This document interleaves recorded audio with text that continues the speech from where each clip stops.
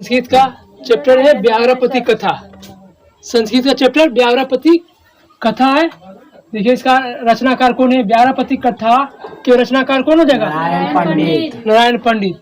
Class 10th के लिए व्याघ्रपति कथा के रचनाकार कौन हो जाएगा? नारायण पंडित जी के द्वारा कौन सी कथा लिखी गई है?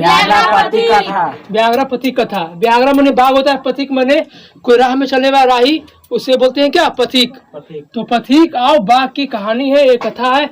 इसका रचनाकार कौन हो गया? नारायण पंडित। देखो व्याघ्रपति कथा किस ग्रंथ से लिया गया है? हितोपदेश से। व्याघ्रपति कथा किस ग्रंथ से लिया गया? ये VVI क्वेश्चन है, घुमा के कौन पूछेगा। हितोपदेश से कौन सी कथा लिया गया? हितोपदेश से कौन सी कथा ली गई है? व्याघ्रपति कथा हितोपदेश के किस खंड से लिया गया है? मित्रलाभ खंड से। समझ? मित्रलाभ खंड से कौन सी कथा ली गई है? व्याघ्रपति कथा। अब समझना ध्यान से। व्याघ्रपति कथा से क्या दुष्परिणाम प्रकट होता है? लोभ का। किसका परिणाम प्रकट होता है? लोभ का। हाँ। और लोभ का परिणाम क्या होता है? बुरा होता है। लोभ का परिणाम हमेशा बुरा होता है। आगे समझते हैं ध्यान से। जो नदी के उस पार बूढ़ा बाघ यहाँ धुआ कर सोने के कंगन हाथ में ले रहता है। पथिक इस पट्टी जो राह है, राह में चलने वाले राही को पथिक बोला जाता है। तो इस पट्टी से पथिक जा रहा था और इस पट्टी से निहा धुआ कर सोने का कंगन किस चीज का बना रहता है? ये सोने का कंगन हाथ में लेकर निहा धुआ कर बैठे हुए था सरस के किनारे। बाघ, कौन बाघ बैठा था? बूढ़ा बाघ बैठा हुआ था। और इसका पुत्र एवं पत्नी भी मरा हुआ था। किसका? बूढ़ा था। बूढ़ा बाघ क्या था? तो पथिक जा रहा था ना, पथिक तब रोकवाता है। कौन रोकवाता? बूढ़ा बाघ। अच्छा, बाघ और पथिक, बाघ और मनुष्य में वार्तालाप होता है। कोई कहेगा वार्तालाप, बाघ और मनुष्य में कोई वार्तालाप होता है, ये भी बोल सकता है। तो यहाँ समझाया गया है कहानी को रख कर कि हिंसक जीव है, मांस खाने वाला हिंसक जीव है, पशु पक्षी है। ये बाघ मांस खाने वाला हिंसक जीव है, उस पर विश्वास नहीं करना चाहिए। बाघ हो, सांप हो, देखेंगे तो उससे क्या होंगे? दूर होंगे, भागेंगे ना जी। तो वही बताया जा रहा है बाघ और मनुष्य के एग्जाम्पल देकर कि जब पता है, आंख से नजर आ रहा है कि हिंसक जीव है, मांस खाने वाला है, कभी भी खा सकता है, तो उससे दूर रहेंगे। न कि उसके बातों में आकर लोभ में आ जाएंगे। तो पता रहे वैसे ही समाज में कि कोई चोर है, तो चोर जानते हैं कि वो फला व्यक्ति चोर है, तो उसको पैसा रखने के लिए कहाँ ले देंगे? जैसे सती पूजा होता है, सती पूजा में 10,000, 5,000, 2,000 जमा हुआ, वो उसमें शामिल है। आधे दिए सब पैसा उसी को रखने के लिए। चोर आदमी कब गायब कर देगा, कब जुआ खेल जाएगा, स्वभाव उसका खराब रहेगा। तो ऐसा जाने कि उसका स्वभाव अच्छा नहीं है, चोर है, जुएबाज है, तो ऐसा आदमी को हम पैसा रखने के लिए कहा देंगे? नहीं देंगे। तो उसी जान रहे हैं पथिक कि वो हिंसक जीव है, मांस खाए वाला है, कभी भी हमें भी खा सकता है, तो उस पर काहे के लिए विश्वास करेंगे? समझ गया ना? जानते हुए भी विश्वास किया। तो वही हम सब जानते हुए कि चोर है, चोर पर विश्वास नहीं करना चाहिए। हाँ, तो ऐसा ही जानते हुए भी विश्वास कर लेता है तो क्या होता है?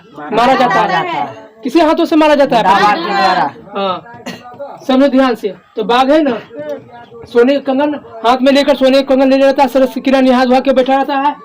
तब पूछेगा बाघ के हाथ में क्या था? सोने का कंगन है। सोने कंगन किस चीज का बनाता है? कुश का बना रहता है। ये निहा धुआ के बैठा रहता है, और कोई आएगा व्यक्ति तो उसको दान देंगे।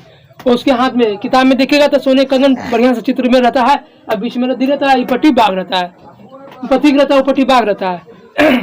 तो सोने कंगन हाथ में ले रहता है, और उसके बाद कहता है कि अपनी आवाज में भो भो कर कि ये सोने कंगन ग्रहण कर लो, ये सोने कंगन क्या कर लो? ग्रहण कर लो। बाघ बोलता है तो पथिक आता है कि सोने कंगन तुम किस लिए दान करना चाह रहा है? समझ गया ना? अगर दान कर रहे हैं हम, तुमको तो आएंगे लेने, तो हमको तुम खा भी जाएगा। कौन कहता है? पति। तो बोला कि हम नहीं खाएंगे, दान हम इसलिए करते हैं कि कोई धार्मिक व्यक्ति ने दान पुण्य करने कहा है। अच्छा, दान पुण्य किस लिए? हम आएंगे तो तुम खा भी जाएगा। कहा नहीं खाएंगे, क्योंकि मैं अपनी जवानी में बहुत पाप किया हूँ। कौन कहता है? बूढ़ा बाघ बोलता है मैं अपनी जवानी में बहुत पाप किया हूँ, अब पाप नहीं करूँगा, क्योंकि पाप का घड़ा बढ़ जाने की वजह से, पाप की घड़ा बढ़ जाने की वजह से मेरा पुत्र एवं पत्नी का निधन हो गया है। पुत्र एवं पत्नी का निधन हो गया है, मैं वंशहीन हो गया हूँ। तो वंशहीन कौन था?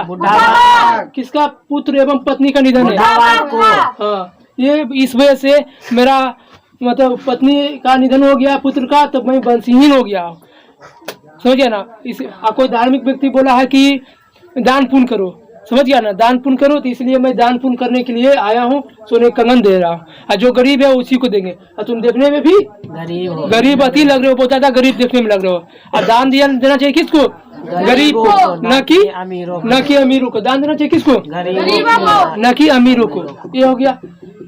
तो गरीब को कहा कर, तो उसको अच्छा लगा। फिर कहा, यहाँ एग्जाम्पल बताता है कि दवा देना चाहिए किसको? रोगी को, न कि निरोगी को। जिसको तबीयत खराब नहीं है, ठीक ठाक है, उसको थोड़ी दवा दिया जाता है, नहीं। तो वही बोला कि दवा देना चाहिए रोगी को, न कि निरोगी को। और बोलता है कि गरीब को दान देना चाहिए, अमीर को नहीं। ये बात सुनकर उसको उसके बातों में आकर्षित हो रहा था, उसके बातों में आ रहा था, समझ गया ना। कहा था फिर कि मैं बहुत पाप किया हूँ, अपने पाप करना चाहता हूँ, दान पुण्य करना चाहता हूँ। सोने कंगन ग्रहण कर लो, अपनी आवाज में भो करके ये सोना कंगन ग्रहण कर लो, समझ गया ना। तो ये तो डर भी रहा था कि खा भी जाएगा, मगर बहुत विश्वास दिलाता है कि देखो नहीं खाएंगे, मैं बूढ़ा हो गया हूँ, मेरा ताकत नहीं है, दौड़ नहीं सकते हैं, साहस नहीं है, ये नहीं दौड़ सकता हूँ। और मेरा नाखून भी गल चुका है। नाखून भी क्या है? गल चुका है।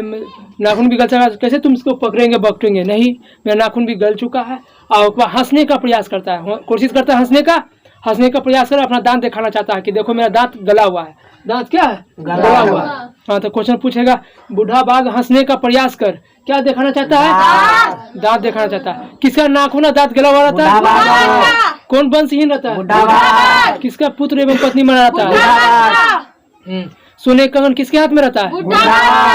सोने का कंगन किस चीज का? फूस का बना होता है। और ये पथिक सोचता है कि चलो ये दान करना चाहता है शायद, समझे ना।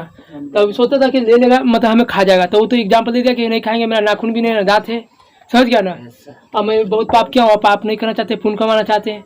ये हर बात एग्जाम्पल दे देकर उसके बातों में आ जाता है। तो फिर नहीं पूछता है कि ये सोचने लगता है कि ऐसा मौका किस्मत वालों को मिलता है। लोभ में आ गया, ऐसा मौका भाग्य से ही मिलता है। कौन सोचता है? तो लोभी कौन था? लोभी था पथिक। और किसने कहा था कि ऐसा मौका भाग्य से ही मिलता है? भाग से या किस्मत से, तो पथिक बोलता है। और दान कौन देना चाहता था? सोने का बूढ़ा बाघ। बूढ़े बाघ के हाथ में क्या था? सोने का कंगन। तब बोलता है कि तुम्हारा सोना कंगन किधर है? किसने पूछता है सोना कंगन किधर है? पथिक ने पूछता है। पथिक ने पूछा कि सोना कंगन किधर है, दिखाओ। तो वो हाथ पसार के सोना कंगन दिखाता है। कौन? बूढ़ा बाघ। बूढ़ा बाघ हाथ पसार के सोने कंगन दिखाता है कि देखो यह। तो चित्र में देखेगा ना, किताब में सोना कंगन हाथ में उसका रहेगा, बूढ़ा बाघ के हाथ में। किताब में देखेगा, किताब नहीं है, किताब है जी। तो पथिक पूछता है कि सोना कंगन किधर है, दिखाओ। दिखाता है। तब सोचता है कि चलो ठीक है, अब लेने जाते हैं। कौन सोचता है लाने के लिए? पथिक। अब जाता है घूम कर लाने के लिए। तब बोलता है ऐसे नहीं, इस नदी में स्नान कर लो, हम भी नहा धोआ कर दान करने के लिए आए हैं, और तुम भी इसमें स्नान कर लो, इस नदी में, तभी तुमको भी सोना कंगन देंगे। अभी बेचारा जाता है नदी में स्नान करने के लिए। सोचा कि नदी है, तालाब है, नहाएंगे, साफ पानी बुझा रहा था, मगर जैसे इसमें घुसा तो फंस गया। कौन फंस गया? पथिक फंस गया। अब कोशिश कर रहा है निकलने का, निकल ही रहा है। तब बूढ़ा बाघ बोलता है, ओह तुम तो बुरी तरह से फंस गए हो, ये बोलता है। तब हमें हाँ मिलाता है। तो ये बूढ़ा बाघ बोलता है कि रुको, कुछ उपाय करते तुमको निकालने के लिए। और इसके पास आता है, आकर पानी में डुबा कर मार देता है, मार कर खा जाता है। तो पति किसको हाथों से मारा गया? बूढ़ा बाघ किसको मार के खा जाता है? बूढ़ा बाघ किसको मार के खा जाता है? पति कहाँ फंस जाता था? कीचड़ में या महापाके में? महापाके में कौन फंसा जाता है? लोभी कौन था? पथिक। दान कौन दे रहा था? बूढ़ा। बोला था कि खाएंगे नहीं, या खा जाता है। तो दुराचारी कौन था? बूढ़ा। हाँ, किसका पत्नी में पुत्र मरा हुआ था? बूढ़ा। कौन वंशहीन था? बूढ़ा। सोने का कंगन किसके हाथ में था? बूढ़ा बाघ के था। सोने का कंगन किस चीज का बना हुआ था?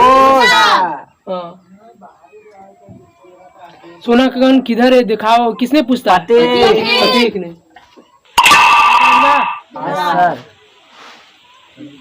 अब समझ सकता है, फिर से रिपीट। ब्याहरापति कथा के रचनाकार कौन हो गया? पंडित। हाँ, अब ब्याहरापति कथा किस ग्रंथ से लिया गया? ब्याहरापति कथा हितोपदेश के किस खंड से? मिथिलाभ खंड से। अब ब्याहरापति कथा से किसका दुष्परिणाम प्रकट हुआ? लोभ का। लोभ मनुष्य को कहाँ ले जाता है? विनाश की ओर। विनाश की ओर। कहाँ ले जाता है? विनाश की ओर। हाँ, तो यही चैप्टर में कहानी था।